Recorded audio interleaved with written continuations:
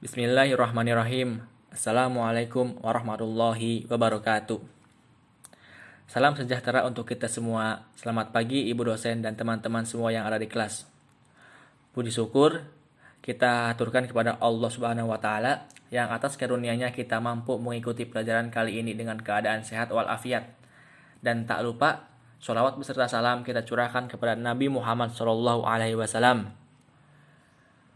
Kami dari kelompok 4 yang terdiri dari saya pribadi, Aulia Wahyu Mulaisi sebagai moderator, Pia Nur Sapaah sebagai presentator pertama, dan Intan Nurdina Hasyati sebagai presentator kedua.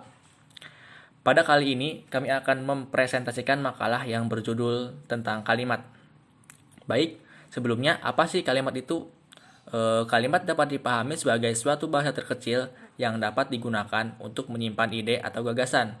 Pakar menyampaikan bahwa kalimat adalah suatu bahasa yang secara relatif berdiri sendiri, mempunyai intonasi akhir, dan secara aktual. Kalimat dalam wujud lisan diucapkan dengan suara naik turun dan keras, lembut, di sela jeda, dan di akhir dengan intonasi akhir. Dan dalam wujud tulisan ada tanda baca, titik, koma, dan tanda seru.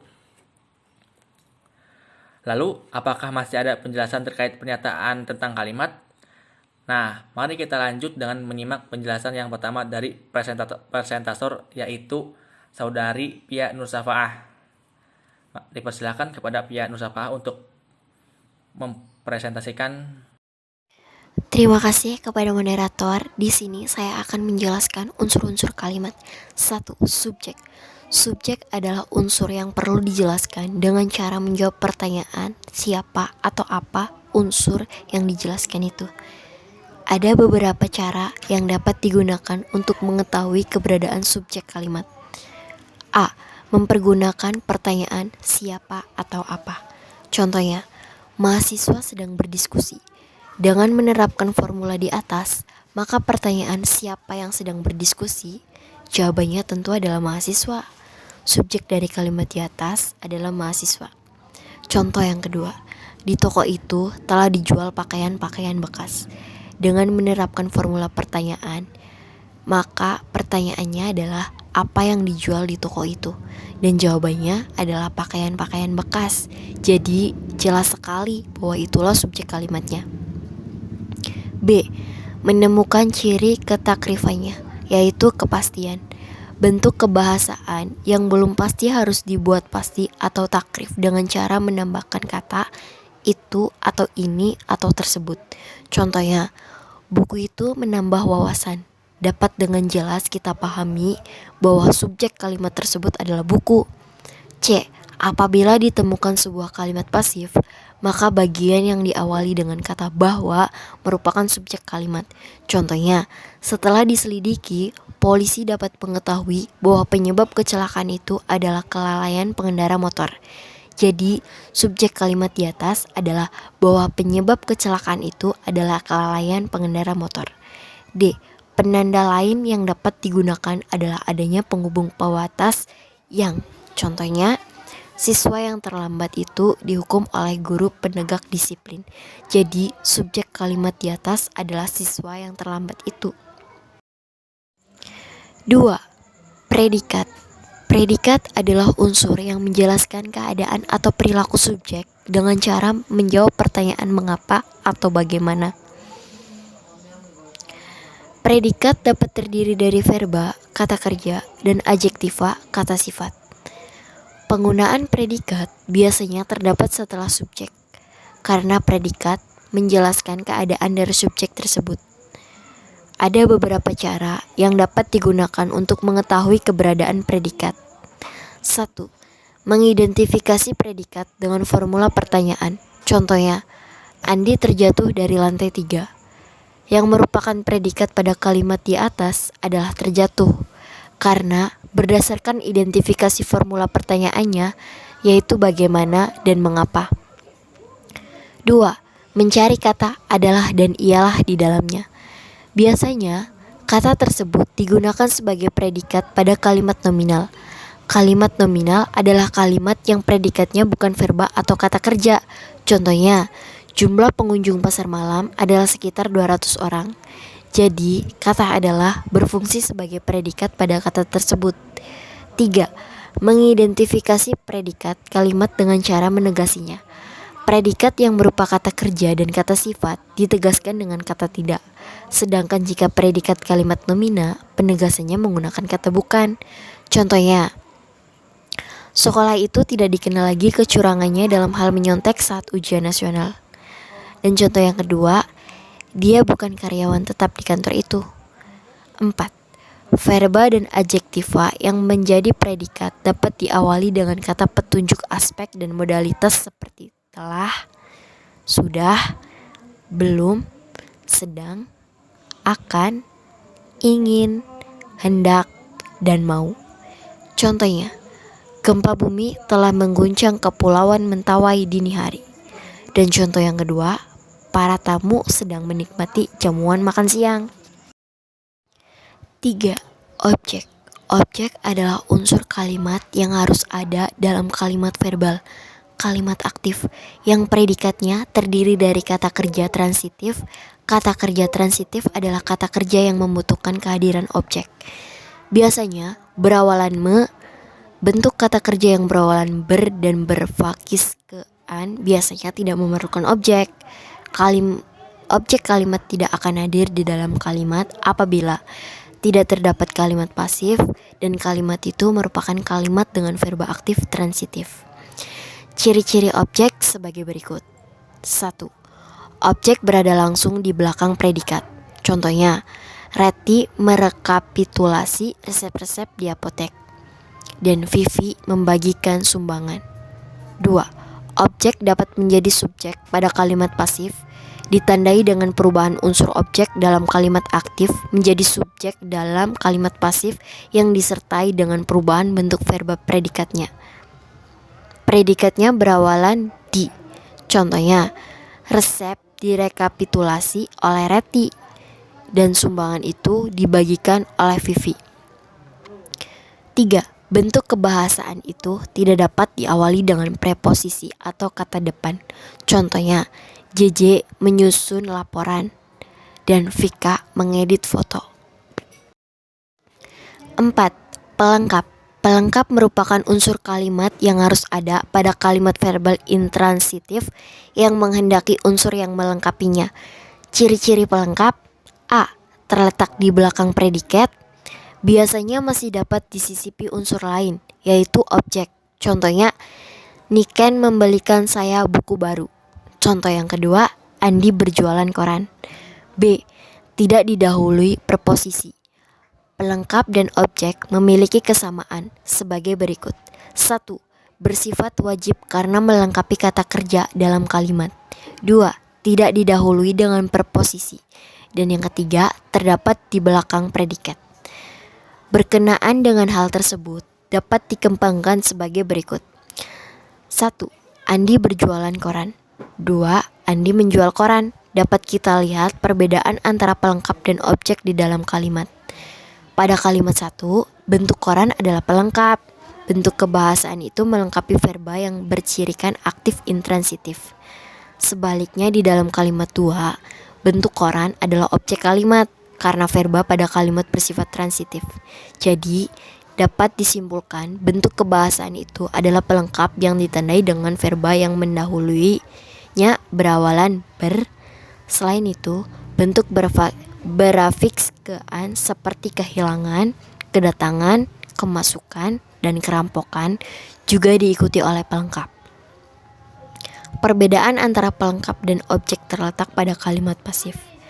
Pelengkap tidak menjadi subjek dalam kalimat pasif. Jika terdapat objek dan pelengkap dalam kalimat pasif, objeklah yang menjadi kalimat pasif, bukan pelengkap. Terima kasih kepada Saudari Pia Nursapaah. Jadi gimana ini teman-teman? Materi yang disampaikan oleh Saudari Pia Nursapaah. Apakah sudah cukup jelas dengan materi yang disampaikan tentang kalimat? Biar lebih jelas, selanjutnya kita lanjutkan ke presentator kedua. Silakan kepada Intan Nurlina Hasyati untuk menyampaikan materinya. Oke, yang kelima itu ada keterangan. Keterangan adalah unsur kalimat yang berfungsi untuk menjelaskan predikat. Dalam kalimat, posisi unsur keterangan ini dapat dipindah-pindahkan. Biasanya terdapat di awal, di tengah, atau di akhir kalimat. Unsur keterangan tidak wajib hadir, maka keterangan dapat disebut sebagai unsur luaran atau periferal. Adapun fungsinya untuk menambahkan informasi pada kalimat itu. Berdasarkan hal tersebut, dapat diketahui bahwa ciri-ciri dari keterangan sebagai berikut. 1. Tidak terikat posisi, maksudnya keterangan bersifat mana suka, biasanya terdapat di mana saja. Posisi keterangan cenderung lebih bebas atau tidak terikat. Kedua, keterangan diawali preposisi atau kata depan. Berbeda dengan unsur lainnya seperti subjek, predikat, dan objek yang tidak boleh diawali dengan preposisi. Keterangan dibedakan berdasarkan perannya dalam sebuah kalimat. Berikut adalah jenis-jenis keterangan. A. Keterangan waktu adalah keterangan berupa kata, frasa, atau anak kalimat yang menyatakan waktu. Keterangan berupa kata seperti kemarin, besok, sekarang, lusa, kini, siang, dan malam. Sedangkan keterangan waktu berupa frasa seperti kemarin pagi, hari Senin 14 Januari, dan minggu depan. Keterangan waktu berupa anak kalimat ditandai oleh konjungtor seperti setelah, sesudah, sebelum, saat, sesaat, sewaktu, dan ketika. Contoh, 1. Gempa mengguncang kota Padang pada sore hari. Kedua, gempa mengguncang kota Padang 30 September 2009. 3. Gempa tersebut masih menimbulkan luka mendalam bahkan 8 tahun setelah peristiwa itu terjadi. B. Keterangan tempat berupa frasa yang menyatakan tempat yang ditandai oleh preposisi seperti di, pada, dan dalam. Contoh, 1. Minda tinggal di pemukiman yang kumuh itu. Kedua, ayah memanggil Angga yang masih mengurung diri dalam kamarnya. C. Keterangan cara dapat berupa kata ulang frasa atau anak kalimat yang menyatakan cara. Keterangan cara yang berupa frasa ditandai dengan kata dengan atau secara. Keterangan kata yang berupa anak kalimat ditandai oleh kata dengan dan dalam. Keterangan cara yang berupa kata ulang merupakan pengulangan adjektiva. Contoh, 1. Pencuri itu berlari dengan cepat. Kedua, Mutiara keluar dari rumah itu secara diam-diam. D. Keterangan sebab berupa frasa atau anak kalimat yang menyatakan sebab, seperti karena. Contoh, 1. Atika menangis karena terjatuh dari sepeda. Kedua, tanah perbukitan itu menjadi longsor karena penebangan liar. E. Keterangan tujuan, yaitu menambahkan kata informasi tujuan pada kalimat seperti untuk, supaya, dan agar. Contoh, 1. Andri belajar sepanjang malam supaya naik kelas. Kedua, Atika menyirami bunga agar tumbuh subur. F. Keterangan aposisi berupa memberi penjelasan nomina, misalnya subjek atau objek. Keterangan aposisi dapat menggantikan unsur yang diterangkan. Keterangan ini diapit tanda koma, tanda pisah, atau tanda kurung. Contohnya itu, dosen saya, Bu Erwin, terpilih sebagai dosen teladan. G. Keterangan tambahan berupa memberi penjelasan nomina atau subjek atau objek. Keterangan tambahan berbeda dengan aposisi. Keterangan ini tidak dapat menggantikan unsur yang diterangkan. Keterangan tambahan bercetak miring. Contoh, Siska mahasiswa tingkat 5 mendapat beasiswa. H. Keterangan pewatas berupa memberikan pembatas nomina, misalnya subjek, predikat, objek, keterangan atau pelengkap. Contoh, mahasiswa yang mempunyai IP lebih dari 3 mendapat beasiswa. Selanjutnya itu ada pola dasar kalimat. Yang pertama itu ada SPOK. Kalimat ini memiliki unsur-unsur subjek, predikat, objek, dan keterangan. Contohnya, yang pertama itu ada Dian membaca buku di kamar. Diannya itu sebagai subjek, membacanya itu sebagai predikat, bukunya itu sebagai objek, dan di kamar itu sebagai keterangan. Contoh kedua itu ada siswa membersihkan sampah di luar kelas. Nah, siswanya itu sebagai subjek, membersihkannya itu sebagai predikat, sampahnya itu sebagai objek, dan di luar kelas itu sebagai keterangan. Contoh ketiga, ada ayah membeli bubur untuk Caca. Nah, ayahnya itu sebagai subjek, membelinya itu sebagai predikat, buburnya itu sebagai objek, dan untuk Cacanya itu sebagai keterangan. Kedua itu ada SPOPEL. Kalimat ini memiliki unsur subjek, predikat, objek, dan pelengkap. Contohnya, yang pertama itu ada Sinta membuang buku yang sudah tidak terpakai. Nah, Sintanya itu sebagai subjek, membuangnya itu sebagai predikat, bukunya itu sebagai objek, dan yang sudah tidak terpakai itu sebagai pelengkap. Contoh yang kedua itu ada saya makan nasi yang dingin. Nah, sayanya itu sebagai subjek, makannya itu sebagai predikat, nasinya itu sebagai objek, yang dinginnya itu sebagai pelengkap. Ketiga itu ada SPO. Kalimat ini memiliki unsur subjek, predikat, dan objek. Contohnya itu yang pertama ada Rara memasak rendang. Rara itu sebagai subjek, memasak itu sebagai predikat, rendang itu sebagai objek. Contoh yang kedua itu ada Kikan memanggang roti. Nah, Kikan itu sebagai subjek, memanggang itu sebagai predikat, dan roti itu sebagai objek. Keempat itu ada SPPL. Kalimat ini memiliki unsur subjek, predikat, dan pelengkap. Contohnya itu yang pertama ada dia bermain piano. Dia itu sebagai subjek, bermain itu sebagai predikat, piano itu sebagai pelengkap. Nah, contoh kedua itu ada Anto berternak sapi. Nah, Antonya itu sebagai subjek, berternaknya itu sebagai predikat, sapi itu sebagai pelengkap. Contoh yang ketiga ada Dini kehilangan dompet. Nah, Dininya itu sebagai subjek, kehilangannya itu sebagai predikat, dan dompet itu sebagai pelengkap. Yang kelima ada SPK. Kalimat ini memiliki unsur subjek, predikat, dan keterangan. Contohnya itu ada yang pertama, saya pergi ke kampus. Saya itu sebagai subjek, pergi itu sebagai predikat, ke kampus itu sebagai keterangan. Contoh yang kedua ada Rizky berasal dari Bandung. Nah, Rizky itu sebagai subjek, berasal itu sebagai predikat, dan dari Bandung itu sebagai keterangan. Contoh ketiga itu ada adik makan dengan lahap. Nah, adiknya itu sebagai subjek, makannya itu sebagai predikat, dengan lahap itu sebagai keterangan. Yang keenam itu ada SP verba. Kalimat ini memiliki unsur subjek dan predikat berbentuk verba. Contohnya itu yang pertama ada kami berdiskusi. Kami itu sebagai subjek dan berdiskusinya itu sebagai predikat. Contoh yang kedua ada Lila tertidur. Lila itu sebagai subjek, tertidur itu sebagai predikat. Contoh yang ketiga itu ada Anggi menangis. Anggi itu sebagai subjek, menangisnya itu sebagai predikat. Yang ketujuh itu ada SP nomina. Kalimat ini memiliki unsur subjek dan predikat. Predikat berupa nomina atau kata benda. Contohnya, yang pertama ada kami mahasiswa.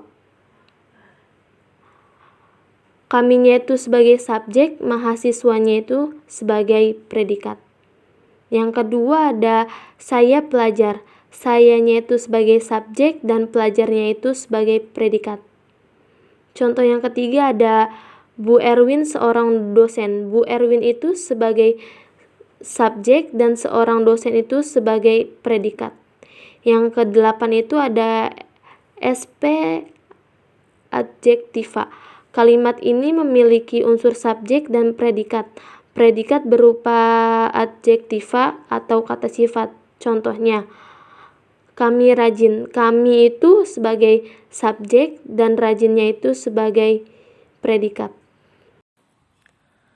Terima kasih kepada kedua presentator yang sudah menyampaikan materinya tentang apa itu kalimat. Agar pengetahuan kita tidak berhenti di sini saja, saya akan membuka sesi diskusi yang mana kalian diperbolehkan untuk bertanya, menjawab, ataupun menambahkan. Untuk waktu dan tempat dipersilahkan.